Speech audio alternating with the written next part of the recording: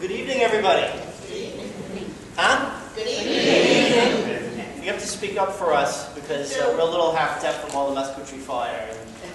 And first of all, before introducing ourselves, I really would like to introduce the 52nd New York here, who has been providing us with such fine music.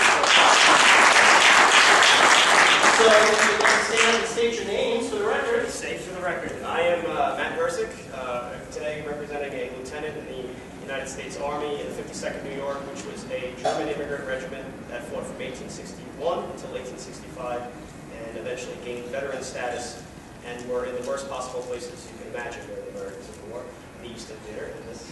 I am Sean Sullivan. I am a Sergeant Major in the Army. I'm also in the 52nd with Matt.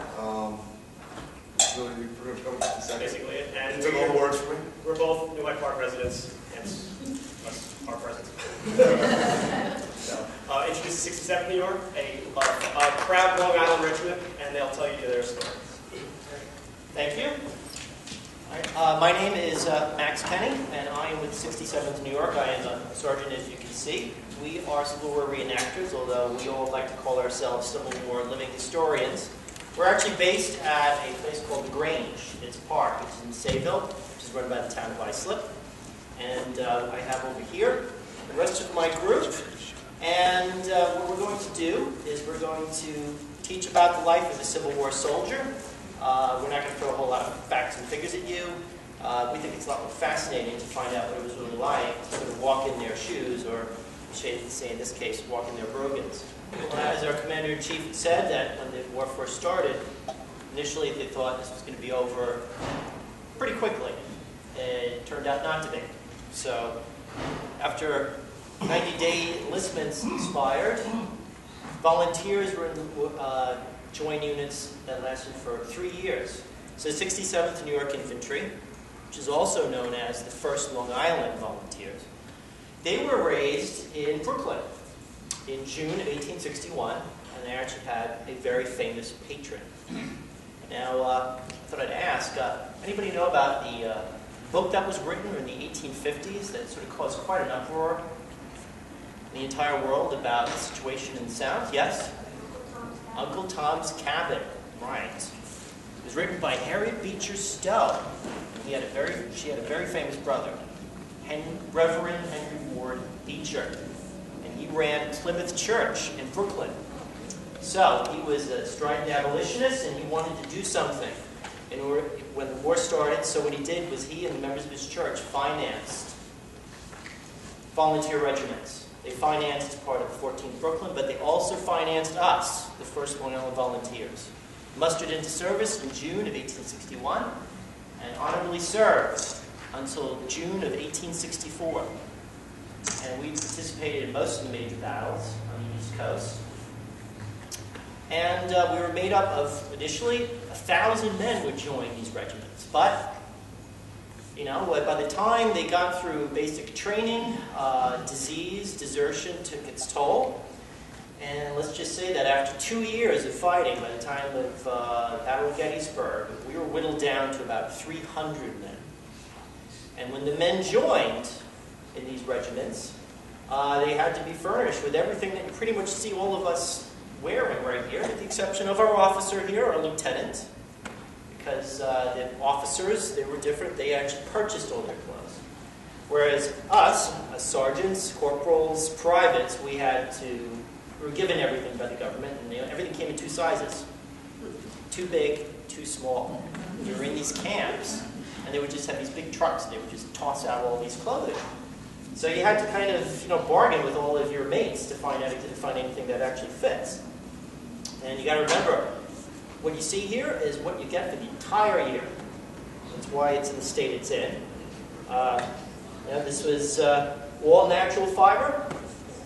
What do you think it's made of? Wool. Very good. Yeah, it's wool. It's very sturdy. Also can get pretty hot in the summertime. But this was our summer uniform. This was our winter uniform. It was spring wear. It was fall wear. It was everything. And you got trousers. You had a coat. You had a shirt, cotton shirt, although mine's patterned. Everything wool, even underneath. And then you had lots and lots of leather. You had our leather brogans, and what do you got?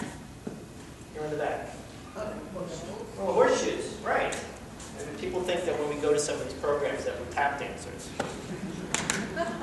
Not quite. Very deadly, actually, on smooth surfaces, but these are all made of leather. Now, leather is actually quite comfortable, and you break into these pretty well. But it rubs out very quickly. You gotta remember, roads back there in the 19th century, they weren't paved. You know, you're lucky if you had a macadamized road. It was all either, you know, that's the reason why they didn't fight in the wintertime. It became big rivers of mud. So you need to have the heel plates on to make them last. And then everything that you had to carry. So you wanted to always travel light. And you have lots of other accoutrements here. You've got a leather belt. You've got a leather cap pouch, which has these little percussion caps. I'll show you around here. Of course, I'm sorry, we're not allowed to fire in the library. We very much love to.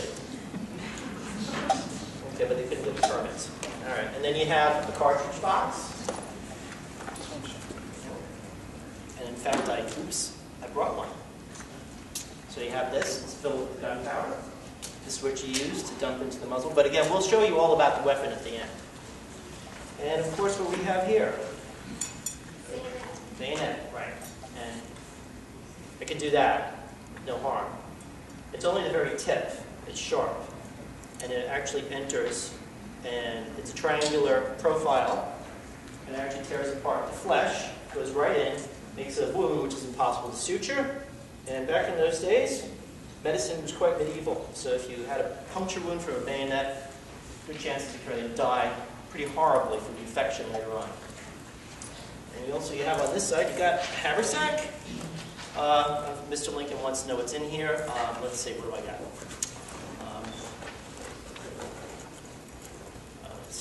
This is it's the keys to my wagon. Now here, the most important part of the entire uniform is our canteen. Now, some things never change. We do lots and lots of school programs, so please forgive me if I talk to you about like a bunch of 5th graders. But we always tell them, what do you got to do when you're outside and you're doing sports? You do that. Drink up. Sometimes I actually have water in here. Right. And then on the top of our heads, we have our forage caps. Okay, this little mysterious strap here, this actually is meant as a chin strap. It goes right here. Now, you'll see that more with cavalry. We really don't do that much bouncing up and down in order to use it. Forage cap. And it's conveniently shaped like a bucket. Go out and forage. Now, the men, they were issued rations, but let's face it, you're on the road and you get hungry, and you're in farm country. You tend to fill up these forage caps with all sorts of borrowed items like cherries or apples or eggs or maybe an entire chicken, like this. And then you had other types of hats. Let's see, this is mine, and this is called a slouch hat. Looks like a fedora. That's usually what I always get, nice and sun-bleached. Actually, this is something that's informal. As the war went on, men kind of, let's just say, altered their uniforms a little. These became very popular out west. Just a big piece of felt. It's an ancestor of what? Much better, though, than protecting yourself from the elements. And then you have here, these are something that we all just recently acquired. This is a Hardy hat, which actually, this is, Justin, this is yours. We have some other items, as Lieutenant pointed out. You see this blanket, it's actually a piece of canvas. It's vulcanized at the bottom. And that was a ground cloth. Okay, we don't have it with us. We have a portable tent. And your housing was canvas. Canvas is not terribly waterproof. It can withstand a light rain, not a long one, but you would get, each of you would get like 2 shelter halves, and you would button them together at the end of the night. You would always be sleeping with one other person. And you would find uprights. You would find sticks or branches, or sometimes you would just put the bayonet on a musket and just invert them and run a cord, and then you would have the support. And you would also get a wool blanket, like this. And everything else, I have lots of little pieces here. What we're going to do later on towards the end, we're going to give you a chance to all come up forward so you can talk to us individually and inspect all of our things.